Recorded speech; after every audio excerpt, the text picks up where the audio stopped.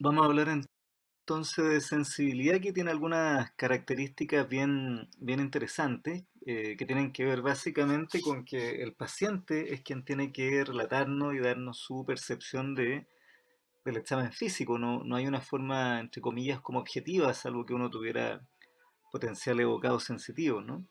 Es muy importante la cooperación del paciente y por lo mismo que no esté distraído y darle instrucciones bastante claras. Lo otro que en general uno prefiere es que el paciente esté con los ojos cerrados, bastante concentrado en lo que uno le está solicitando y tratar de evitar la secuencia muy repetitiva o que el paciente cierta molestia con el examen físico, especialmente cuando son estímulos dolorosos. Tratar de comparar proximal de distal, si las alteraciones son simétricas o asimétricas, si corresponden a algún dermatoma o corresponden a alguna inervación en especial, etcétera.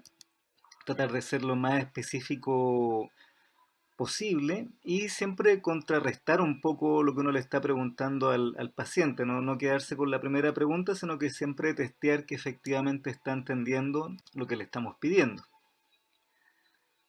Con relación al tipo de sensaciones, nosotros tenemos, ¿cierto?, las sensaciones externas, están también las sensaciones, las propioceptivas, que tienen que ver con el medio interno, y hay un procesamiento de esas sensaciones que tienen que ver con el procesamiento cortical de las sensibilidades primarias. Con respecto a lo ecteroceptivo, lo más común es explorar el dolor y la temperatura y el tacto ligero. En general vamos a ver de que las vías por las cuales se transmite este tipo de sensación son distintas a las propioceptivas, que tienen que ver más con la posición de las articulaciones, la batiestesia también se llama, o la palestesia, que es cuando uno somete al paciente al uso del diapasón y que también se relacionan con esta vía, ¿cierto?, con el dolor profundo. Entonces es importante saber hacer esta distinción porque, como vamos a ver a continuación, tienen cierta diferencia en las vías en las cuales van a llegar al encéfalo, a la corteza. Lo otro que es bastante importante es tener claro cuáles son las definiciones.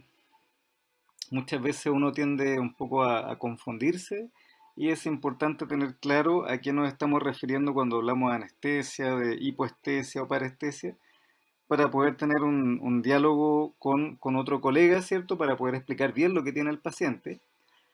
Y porque hay algunas alteraciones que tienen cierta especificidad. Por ejemplo, el típico paciente con alguna ponele- polineuropatía, por ejemplo, puede tener una anestesia en calcetín, o pacientes que tienen alteraciones talámicas pueden tener algún tipo de alodinia o alguna hiperalgesia, etcétera. Entonces es muy importante tener claro cuando tenemos algún déficit de qué estamos hablando. Y lo otro que es muy importante de recordar es que así como está el homúnculo motor, está el homúnculo sensitivo. Y cuando tenemos la representación cortical de las sensaciones, ¿cierto?, en distintas partes del cuerpo, vemos cómo la cara, las manos tienen una expresión bastante importante. Por lo tanto, si el paciente tiene alguna lesión en el homúnculo sensitivo hacia lateral, lo más probable es que vaya a tener alteraciones sensitivas a nivel de cara o de las extremidades, especialmente extremidad superior. Bueno, acá tenemos una representación un poco más cortical que tiene que ver con el procesamiento, entre comillas, de las sensaciones primarias. Y es lo que conversábamos en la función cerebral superior, que tiene que ver con las náuseas, con estas percepciones, entre comillas, donde la corteza va haciendo la postproducción, por decirlo de alguna forma, de las sensaciones primarias, y donde yo no solamente tengo información sobre una estructura, sino que puedo darle cierta tridimensionalidad, puedo darle cierta funcionalidad, puedo ponerle un nombre. ¿Ya? Por ejemplo, si yo estoy tomando un lápiz, ¿cierto? No solamente poder describir cuáles son las características físicas, sino que poder determinar efectivamente qué es un lápiz, qué características tiene, etcétera. ¿Ya? Cuando nosotros estamos hablando de corteza, vemos que tanto la vía propioceptiva como esteroceptiva ya están juntas, distinto a otras partes, ¿cierto?, del neuroeje donde las vías, ¿cierto?, van separadas. Y eso es un detalle bastante importante. Entonces, ¿qué es lo que podemos decir? Que las alteraciones sensitivas pueden ser a muchos niveles. Pueden ser a nivel cortical, puede ser a nivel de tronco, pueden ser a nivel espinal, pueden también haber alteraciones en raíces nerviosas, pueden haber también alteraciones polineuropáticas que son clásicas en guante o en calcetín, o puede haber algún nervio específico, por ejemplo un atrapamiento del radial, que me da una clínica característica.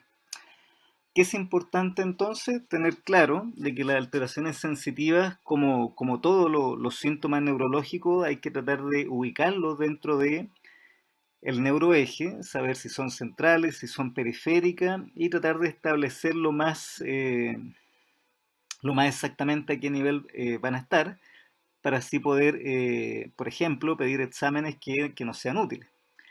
Si yo tengo una lesión, por ejemplo, un nivel sensitivo, tengo que pensar, por supuesto, en médula y ir a buscar el nivel de ese nivel sensitivo para pedir el examen adecuado. Distinto si yo tengo un síndrome alterno, donde voy a buscar alguna imagen que me pueda ayudar a buscar algún problema a nivel de tronco. ¿Ok?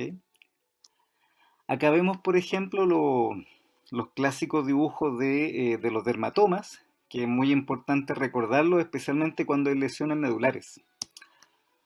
Cuando hay lesiones medulares tenemos que tener muy claro cuál es el nivel, dónde está ya la anestesia o la falta de sensación, porque va a ser el nivel donde, por ejemplo, yo voy a pedir eh, hacer un realce en una resonancia, por ejemplo, o en un TAC. Ya si yo tengo un nivel torácico, ir a buscar médula a ese nivel, distinto si es cervical, etc. Este otro dibujo es para ejemplificar también que a nivel periférico hay distintas distribuciones de la alteración de la sensibilidad, que pueden ser polineuropatías, que es lo clásico de paciente con diabetes, por ejemplo, o también paciente urémico. Pueden haber mononeuropatía, pueden haber mononeuropatías múltiples, pacientes que tienen alguna vasculitis, alguna alteración autoinmune, o radiculopatías que, bueno, tienen que ver, por ejemplo, con alguna lesión de la raíz dorsal. Este cuadro que está a continuación también siempre se revisa, no es tan frecuente, pero puede ser bastante espectacular en el sentido de que el paciente tiene lo que se llama una analgesia dolorosa. O sea, el paciente, una vez que tiene una lesión en el tálamo, especialmente en los núcleos sensitivos, puede quedar con una anestesia o con una hipoalgesia y junto con eso tener algún grado de alodinia o de una hiperestesia o lo que se llama también hiperpatía. Entonces, un cuadro clínico que lamentablemente es difícil de tratar, poco frecuente por suerte, donde el paciente tiene menos sensibilidad por un lado, pero dolor por otro. ¿Ya? Recordar que este cuadro es contralateral. En general, si la lesión es izquierda, los síntomas van a ser a derecha. Bueno, ¿qué podemos hablar del dolor y la temperatura? Se trata de un tipo de sensibilidad que hay que explorar con mucho cuidado, porque obviamente va a generar molestia en el paciente.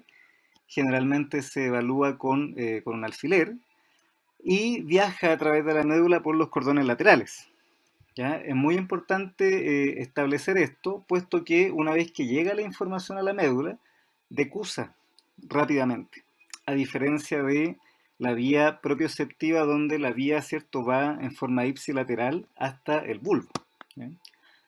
Entonces, ¿qué es lo importante? Saber de que va por los cordones laterales, que decusa rápidamente, en general 2 espacios por sobre la entrada, ¿cierto?, de la raíz, y insistir en tener mucho cuidado porque obviamente la idea es no provocarle daño al paciente.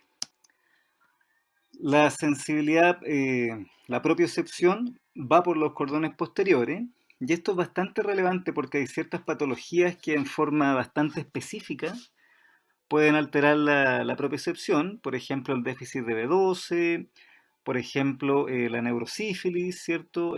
También hay un déficit de cobre que puede alterar los cordones posteriores. En el paciente VIH hay un tipo de mielopatía vacular que también puede alterarlo. Y en general el paciente pierde la capacidad de detectar el diapasón.